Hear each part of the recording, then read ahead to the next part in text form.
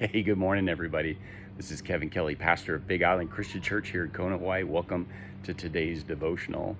It's out of John, the Gospel of, according to John, and chapter 1, verse 14. And it reads, "The Word became flesh and dwelt among us. We observed His glory, the glory of the one and only begotten from the Father, full of grace and truth." We've been in a sermon series in First Peter. And in First Peter, the early chapters, he's talking about this idea that our faith is authenticated, whether it's legitimate, if it's a transcendent gift from God, or if it's something that was synthetic, that we created ourselves. It's authenticated in and through the trials, the sufferings, the struggles that we go through. It's refined. Even gold that's precious, that's tested through the refiner's fire, it perishes. But authenticated faith, legitimate faith that comes from God, it doesn't perish. It's imperishable. And so the Word that is God, it's revealed in John's Gospel account as the eternal Son of God, the only begotten of the Father.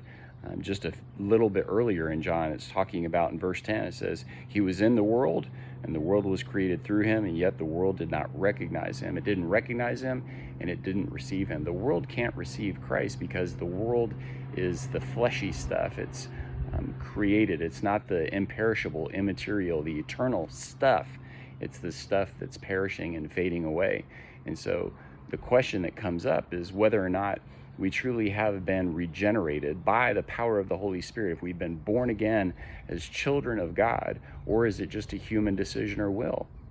Because if it's just a human decision or will, we can't become followers of Christ simply because our parents raise us in a Christian home or Christian faith or with a Christian worldview. It's a transcendent gift from God.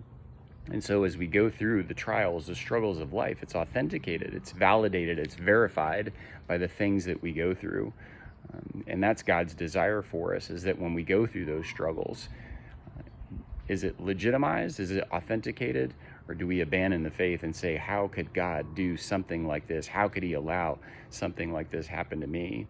The problem of pain and suffering in the world often causes many people to abandon the faith and to walk away.